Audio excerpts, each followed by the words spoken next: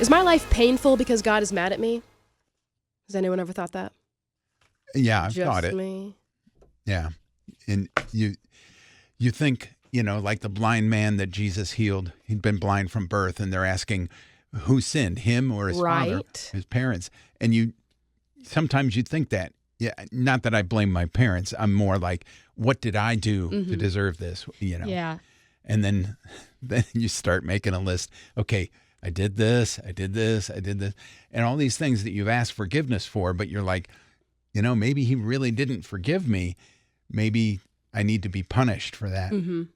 Yeah, I think that's very human. Because we're trying to make sense of why a good God would allow bad things to happen. So I think it is very normal to kind of blame ourselves, or at least wonder what we did to make him upset. Yeah, I often find I do it as a joke, but even in jokes, There's bits of truth. there's bits of truth. I'll say things like, okay, so if I was talking about I've been sick for 3 weeks straight, I would say something like, oh yeah, I'm sick again because God's mad at me. Because God hates me. I don't actually believe that. I don't actually believe that God hates me. Right. But obviously there's some bit of, we tell ourselves in those quiet moments, or in those moments where we're a little bit vulnerable with ourselves, that maybe there is something that I did, or maybe God is mad at me. Mm. Why would God let this happen to me is another question that may come. Right.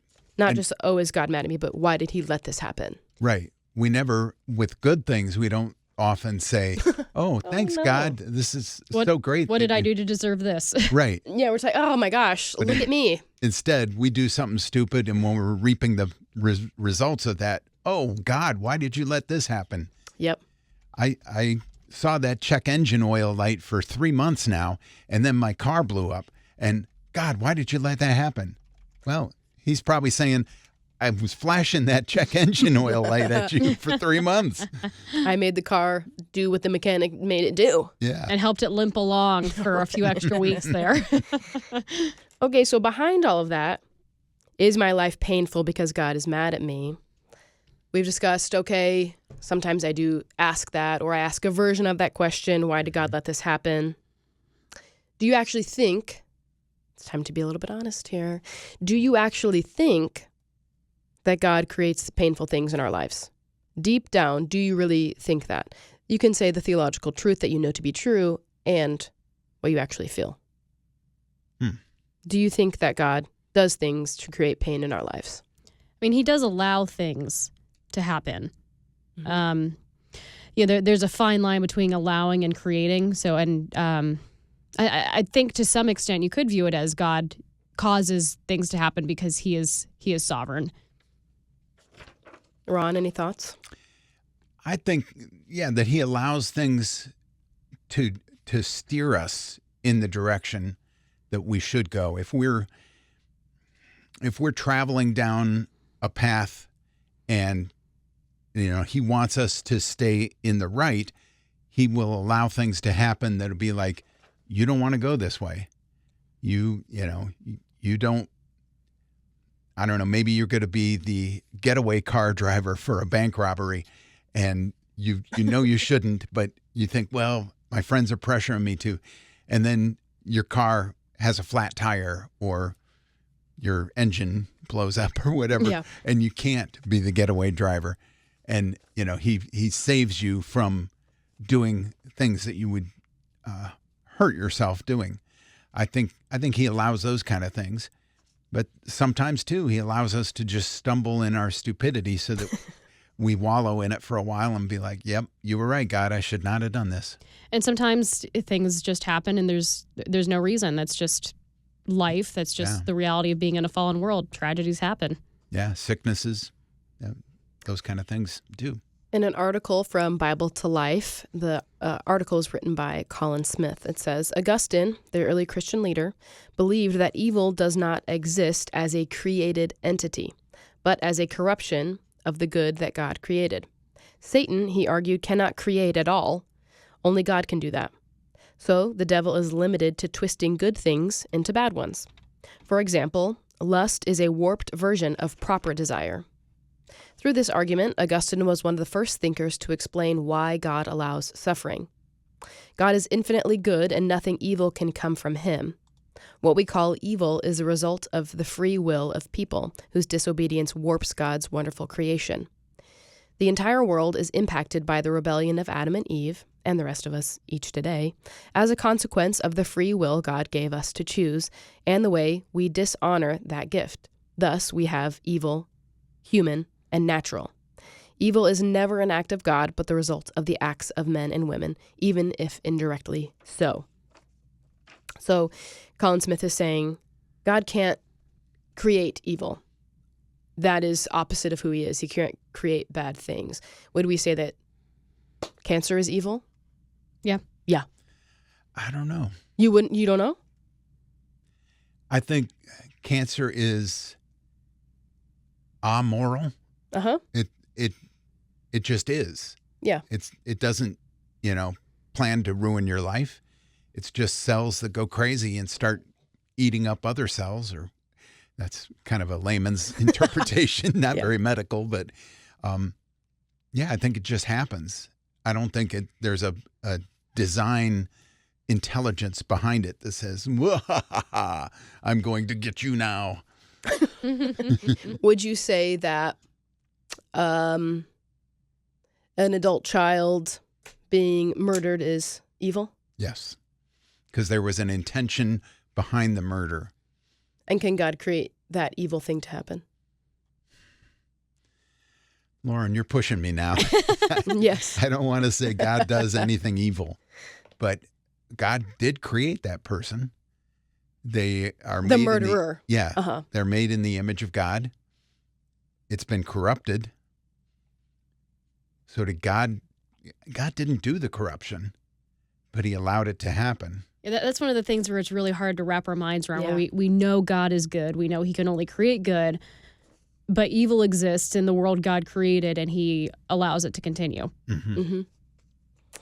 The author goes on, Colin Smith, why do evil and suffering exist? He says, let's be honest, that's no easy question. The relationship of God to human suffering. The wise and the devout have grappled with it throughout history, and not always to a victorious conclusion. St. Teresa of Avila said, Lord, if this is the way you treat your friends, it's no wonder you don't have many.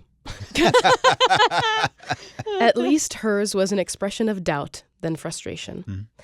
Others have taken hold of that question as a kind of checkmate in the game of rationalizing God out of existence, or at least diminishing our view of him. Their line goes like this. God is supposed to be good, yet there's human suffering. Since God doesn't intervene, he lacks either the will or he isn't good after all. If he is God, he isn't good. If he lacks the power, he isn't God after all. If he's good, he isn't God. It's a striking line of reasoning, but it's also a little too cut and dried, right? God, the world, and suffering. Those are not simple issues. We all sense that there could be other reasons God would hold back from stopping anything and everything unpleasant in this world. So we look for other reasons that evil and suffering may exist, and we round up the usual suspects. Mm-hmm. Discipline, poor decisions, satanic attack, the sins of others, persecution, a fallen world, and the list goes on. Yes. I mean, we really, I think, would do ourselves well to think of our relationship with God as like that of a small child with a parent. Because when we're young, there is just so much we don't understand and literally don't have the ability to grasp. Like, we don't understand why our parents tell us to do or not do things. We're too young. Our brains are too underdeveloped. Mm-hmm. And we're still like that with God, because he is just so huge and so holy and so wise and intelligent. We in our human form can't possibly understand why he's doing certain things. Yeah, I think we'll always be like that with God. I think there's some parts of God we'll get to know, but there's a lot of parts that we'll never know, and we're never going to find out. In an article from Bible to Life written by Colin Smith, a familiar name, is my life painful because God is mad at me? We've all had the, why did God allow this to happen? Or what did I do wrong that God is punishing me? And that's kind of what we've been talking about in the last few minutes. How do we put these two realities together of there is evil in the world, there is painful things that happen, but we're also told really, really explicitly in Scripture that God loves us, that there's nothing impossible with him, that he is sovereign, that he created all things, he knows all things, he knows the hairs on our head. Easy in my case. Me too. My hair's falling out pretty bad. But how do we keep those two things together? Like everyone else, I wish God would have a phone to clue me in, Colin Smith said. I almost wish he wouldn't trust me so much to handle the hard questions of faith, but that's exactly what he does. Mm-hmm. So we have these two realities. So now what? So now what do we do? I mean, Brian is a fan of saying that two things, especially with God, can exist in tension. Mm-hmm. Like justice and mercy is usually the one that we, at least on this show, talk about in relation to God. Mm-hmm. And this is just kind of one of those things that it's hard for us to understand, but it is the reality that God can be good and evil can still exist. And it's just one of those things that I don't think we're going to understand on this side of eternity. Mm-hmm. How do we live day to day with these two tensions? Frustrated. Yeah. To be honest, because you want everything to be easy and good and, pie in the sky by and by, but it doesn't work out that way. Yeah. And sometimes bad things happen and you just have to deal with them. Yeah, and earlier in the article, Colin gives a list of, here's all the things that we blame evil and suffering on: discipline, poor decisions, satanic attack, the sins of others, persecution, a fallen world. Those are all the things that we say, this is the reason why this is happening to me, because we want to have an answer. Right. We want to say, this is why this is happening to me. It can't just be because God's mad at me. There's all these, it's someone else. Someone else's sin is doing this to me, which is possible. Yeah, I was going to say, I didn't notice my own sin on the list. It's always outward. Someone else did this. Yeah, someone else did this to me. I think all of those things, those are possibilities, but I think there's going to come a time, if it has not already happened in your life, where there isn't an answer of why this bad thing and painful thing is happening. And I think we do well to remember that, regardless of why this is happening, whether we know, whether it's just because fallen world or maybe something we did and this is a natural consequence, God is going to be with us through whatever that is. Yeah. Colin Smith says, Jacob wrestled with God in Genesis 32, and we have to do the same thing. We must wrestle with God through the night with the mysteries of good and evil. Jacob fought for all he was worth, and he wouldn't let go until he got his blessing, and neither should we. I believe we are blessed by the courage we show when we squarely face our doubts. Conversely, we are diminished by looking the other way, closing our minds, and protecting our faith as if it were something weak and fragile. The way to strengthen faith is to walk forward in it, facing all the hard questions and trusting in the goodness of God for the resolution. I've tried to do for as long as I've known Christ, and here's what I've found. The mysteries, to some extent, endure. God must be God and can't be reduced to the easy and rational and comfortable. We can't make him smaller, and we can't make him easier to carry around with us in our minds. Instead, our own minds and spirits must expand. They must grow stronger and wider so that God can allow for things that must be taken on by faith. As we walk forward in that way, we do find out just how good and how powerful God really is. So I think Colin is saying we just kind of have to live with it. And we have to wrestle with God. And sometimes wrestling might be a lifelong endeavor. If you lost a parent at a young age, you may have to wrestle for the rest of your life of why God allowed that to happen, or why there is evil in the world, or why there is pain in the world. Right. And hold it in tension, like Dari was saying, that he's a good God. And realize you're in good company. C.S. Lewis struggled with this quite a bit. He wrote a number of books about dealing with these issues. Yeah, he lost his wife. Mother Teresa of Calcutta, when her diaries came out, you realized, wow, she struggled a lot. She just didn't make it public. Yeah. And there's tons of other saints that never wrote about it, but you're in good company there.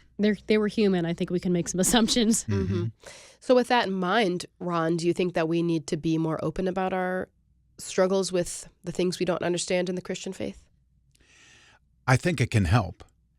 If you're dealing with something and it's pulling you into a depression of sorts, talking to someone else, whether it's your pastor, a counselor, or even just a friend or group of friends, your small group perhaps, you're going to find a lot of people sharing your feelings, and you should be able to get some support from that, knowing that you're not alone.